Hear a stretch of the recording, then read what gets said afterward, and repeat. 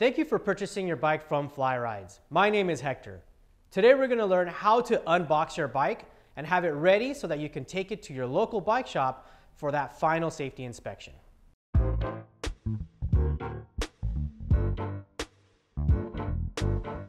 First thing you want to do is cut the straps of the bike.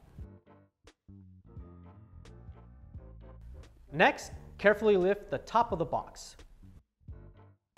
Go ahead and fold that top part of the box as far down as possible so that these staples don't scratch your bike when you're pulling it out of the box. For extra credit, remove those staples from the top of the box. Each bike is a little different, but if you see the seat post is loose, go ahead and take that out first. And then there are accessory parts and bags that you can take that out as well. Now it's time to take the bike out of the box. Ideally, you'd want to use a partner to take the bike out of the box, but that's not completely necessary. Up she goes.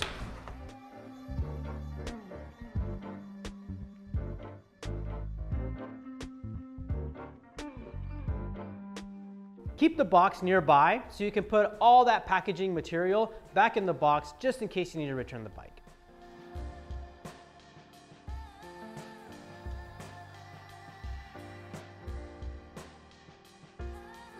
Next up, we're going to go ahead and put the handlebar on the stem. Let's loosen those 4 bolts. Let's install the handlebar. Make sure that the front brake housing is out in front, clear of any other cable. When we initially install the handlebar, we want to make sure that the handlebar is facing forward and as flat as possible.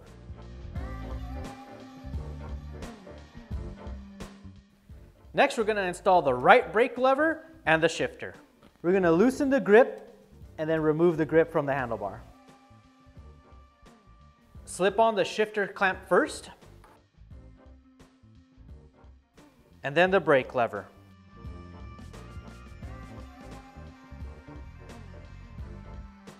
Lastly, slip the grip onto the handlebar.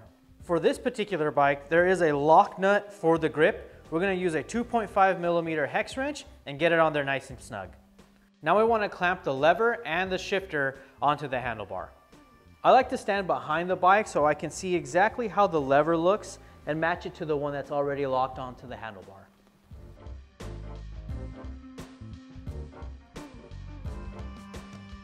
Before we put the wheel on this mountain bike, I like to put the dropper post. Most electric mountain bikes, especially full suspension bikes, will come with the dropper post in the box. So this is a simple way of getting it installed onto the frame. The dropper post lever usually comes installed on the handlebars. I like to remove it so that it's a little bit easier to install the dropper post. Remove the packaging from the dropper post. Remove the protective cap if it has it. If your dropper post cable hasn't been cut from the factory, go ahead and grab some side cutters and cut right up to that barrel, that dropper post barrel, so you can have a nice clean actuation. To install the dropper post, we want to slip the barrel that's attached to the cable onto this little notch that's on the post. This is the actuator, and it'll allow for the dropper post to raise or lower into the body. For most bikes, we want to go ahead and pull on the cable housing as you're pushing down on the dropper post so that we can route that housing all the way out of the frame. Make sure the seat collar bolt is loose and you can begin routing the housing.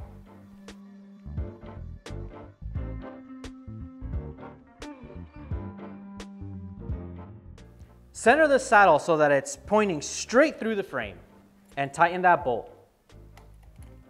Make sure that the remote is going to be routed behind all the cables, especially the front and rear brake cables. Lastly, install the remote back to the handlebar.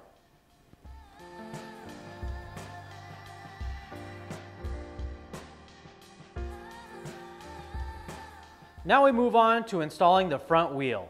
First, we want to remove the spacer that's in between the 2 brake pads in the brake caliper.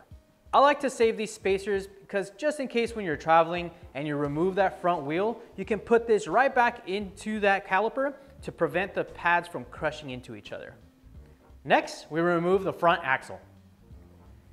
Your front wheel may come with some packaging around the wheel to prevent that rotor from getting bent during travel. Go ahead and remove these, but keep in mind that these caps need to stay on the wheel. When we install the wheel, we want to make sure that the rotor goes in between the brake pads on the brake caliper. Go ahead and put that axle on there and tighten it up to spec.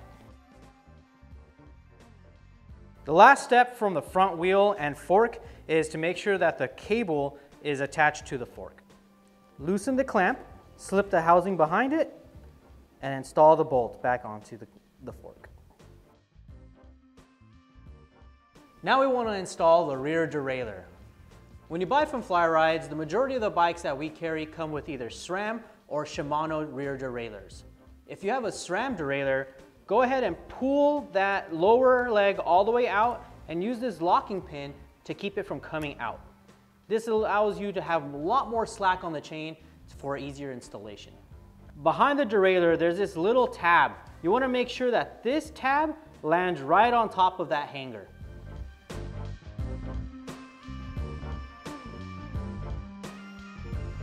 Let's bolt on that derailleur.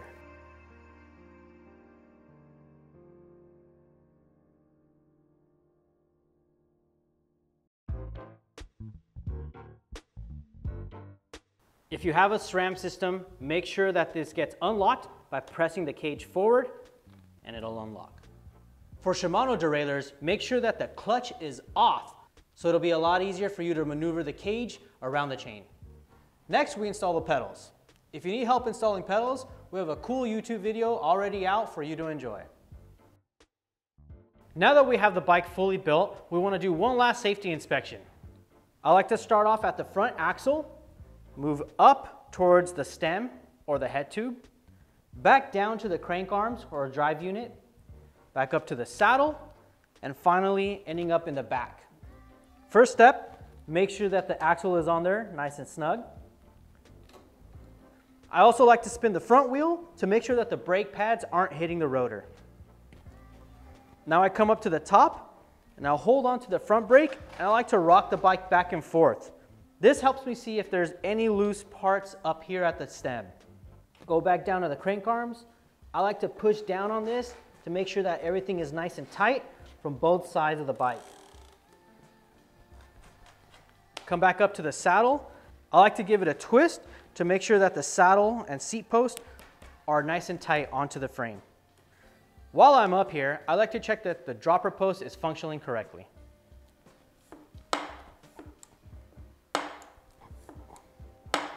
Now that we're down in the back, I like to give the wheel a good push, make sure that everything's on there nice and tight. I also like to lift the wheel and make sure that the rear brake rotor isn't touching the brakes. Now that your bike is fully built, you're ready to take your bike to your local bike shop to have that final safety inspection. Thanks for buying your bike from Fly Rides and enjoy the ride.